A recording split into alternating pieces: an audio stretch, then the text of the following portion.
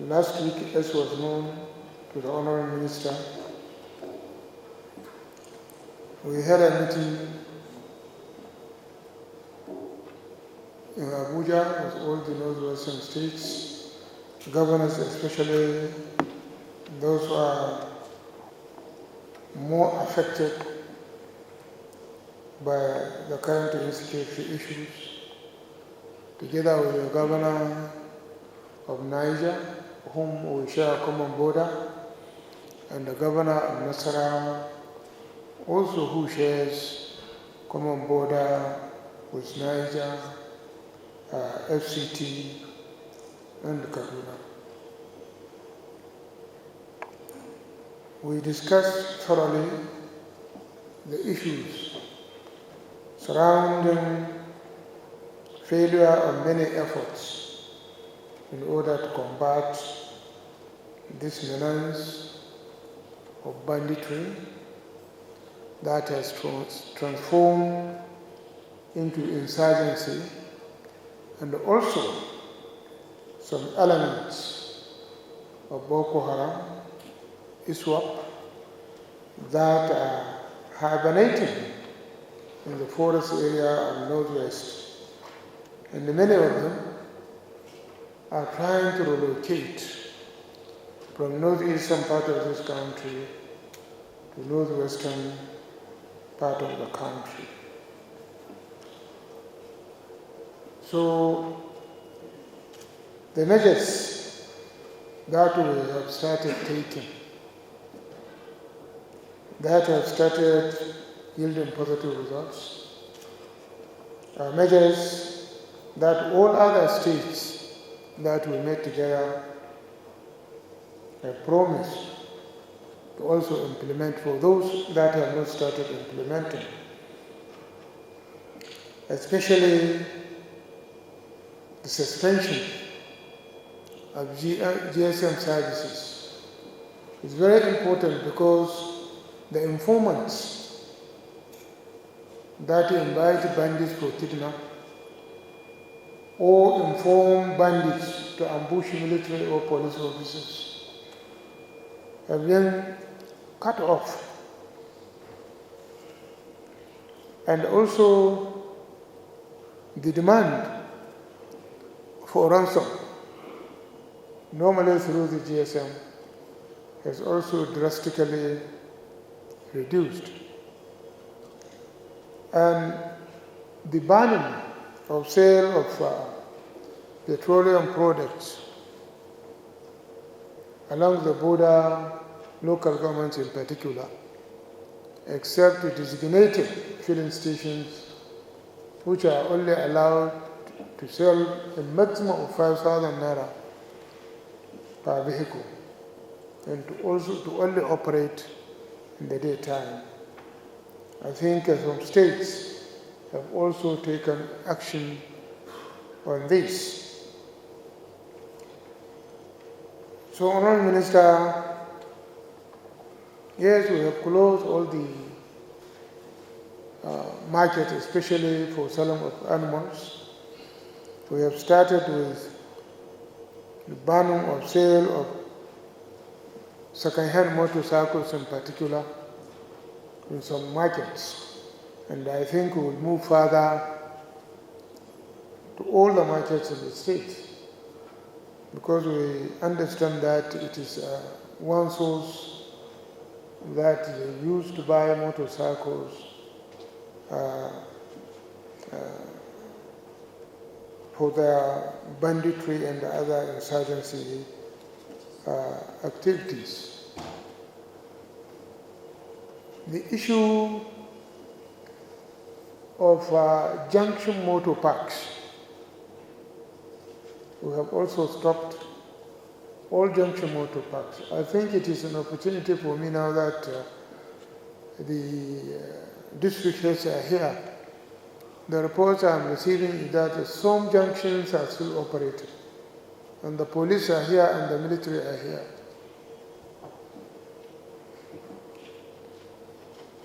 If the district heads and villagers rely absolutely on the police, this will fail. I also understand that there is a problem which I think the Commissioner of Police has to deal with, the issue of non-compliance by some members of NATO. Many more measures will have to be introduced from time to time as we move forward, as we assess the progress. And also these bakers, especially bakers within the local governments or adjoining local governments that take bread into the forest. I had a reason to caution one or two districts because I received a report that one of the bakers or two bakers are in the habit of leaving their bakery in the middle of the night and they're coming back early in the morning. That means after delivery. For those firewood cutters in the forest are also main suppliers to bandits. Look, from what we have seen, many people within the local communities are involved, directly or indirectly. Some have come to accept it as a way of life.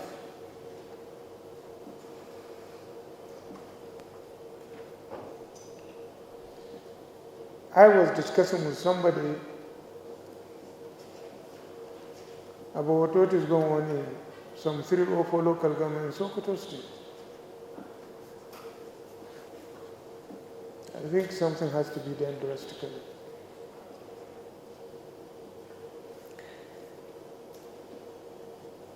Now, Honorable Minister, I have given you a small idea of what we are doing. I know you said I will answer some questions. That's why I'm just limiting myself, so I don't know the questions. Let them come. The question is, what are you going to do? Here representing the federal government of Nigeria. You see, banditry and the insurgency, these two evils did not start in Nigeria or in Africa. They started long time ago, and many countries have experience of how they deal with the insurgents or bandits. You know, from the little I have read and I have heard, insurgency and banditry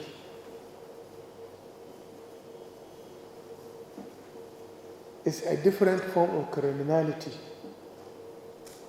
that you must extinguish completely.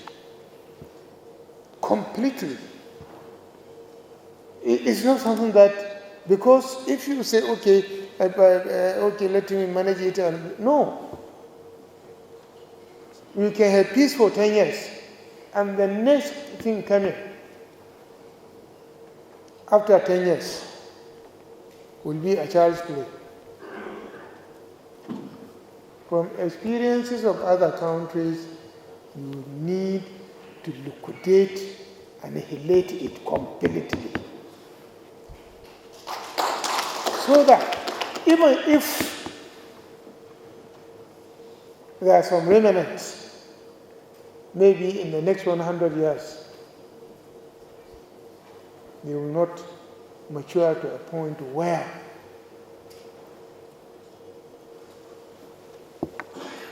while we are doing this, somebody wrote, I think we need to give a minister a copy if he hasn't seen one. Somebody who wrote, I am a bandit, from Sokoto University, Udus, Danfodio University. He wrote specifically on Zamfara.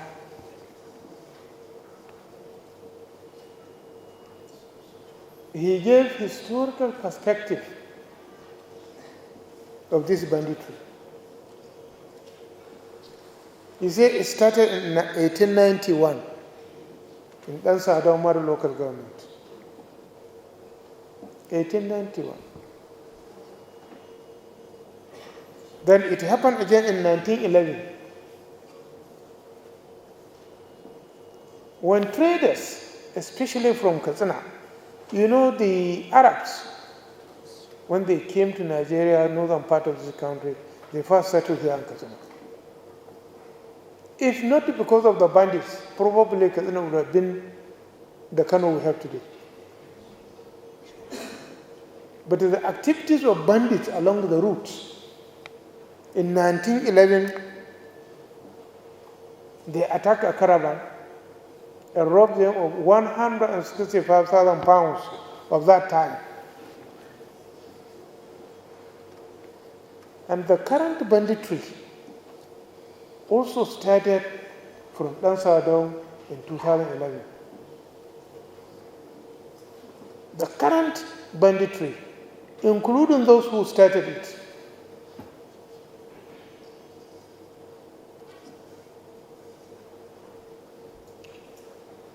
so, Honorable Minister, the security personnel are there, or rather are here with us.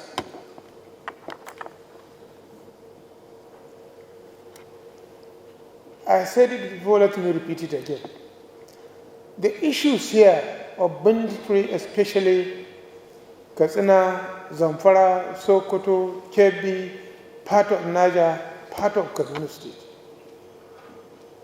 has no religious problem, no tribal, no any problem.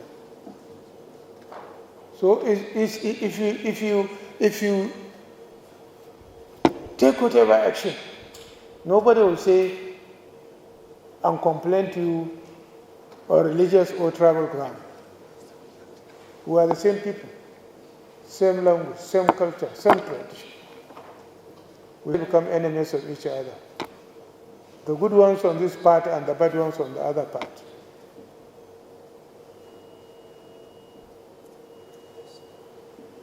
You say human right. Whose right? Right of 10 against right of 1? I wish Nigerian Bar Association is here, because they are the ones very quick to find ways of bailing out non-bandits.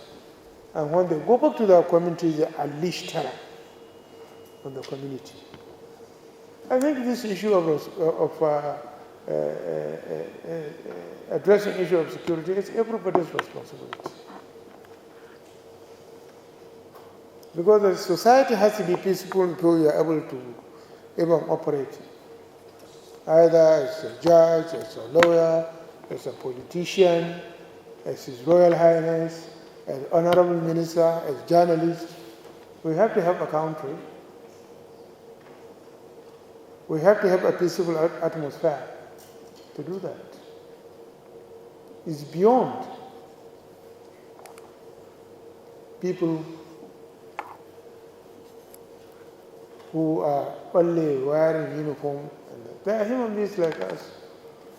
In some cases, you don't even see the difference. The difference is in the uniform. That's all. And they have license to carry arms. I don't. But to be honest, how many are there? And let me also digress a little to address the military and the police. We are trying to bring in vigilantes trained by them, but they are not given necessary support for the. But look, we have a situation which these people are outnumbering the security forces. When you have forces, volunteers that you have trained that are willing to assist you, and the support and response by the military and the police is not very encouraging. Now we are recruiting 500 additional, and the Emirate Council is recruiting 250. If they don't have a conducive atmosphere to operate side by side with the military and the police, how can we succeed? The most important thing for these vigilantes is after the military operation, you need a force that will continue to protect the community, because otherwise the bandits will come back. So our intention here, and all the northern state governors, including Niger, is to employ 3,000 trained vigilantes with the help of the police to arm them.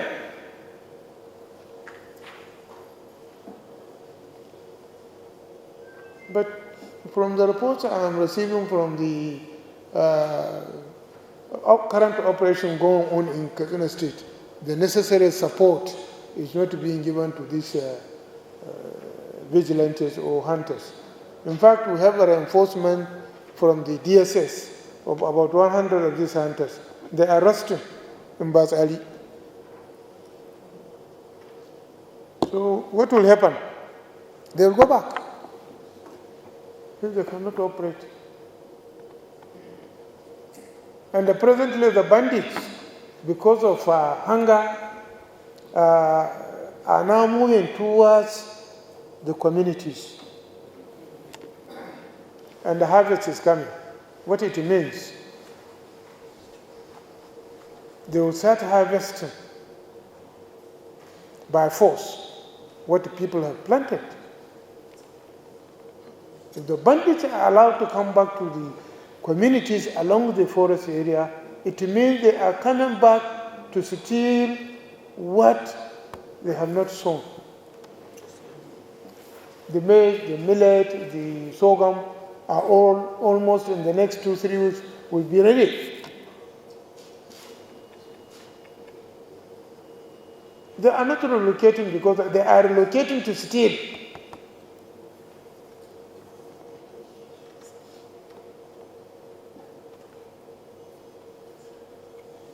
So I have Commissioner and the Brigade Commander, you are listening to me.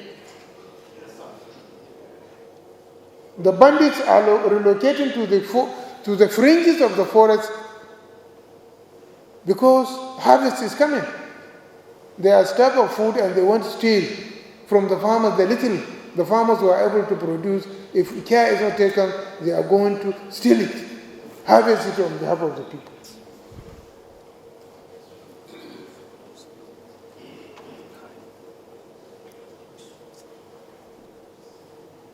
I think, Honourable Minister, something has to be done. We are trying to do the best we can, but certainly there is need to deal with these people permanently. Look, in everything there is collateral damage. Even if you want to clean your room and sweep it completely, in the process you lose something that you like. So in dealing with the people of the forest, there may be some collateral damage, but we need to take action.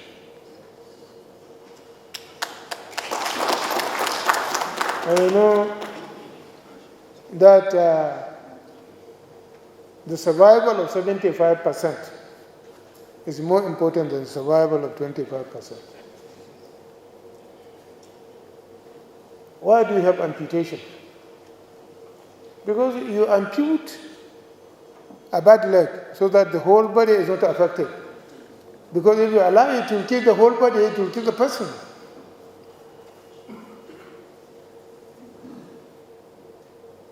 So if you don't do something drastically on these bandits, because this banditry is not only in Nigeria, all the way from Guinea-Conakry, especially in Mali, Niger to Nigeria, the same stock route.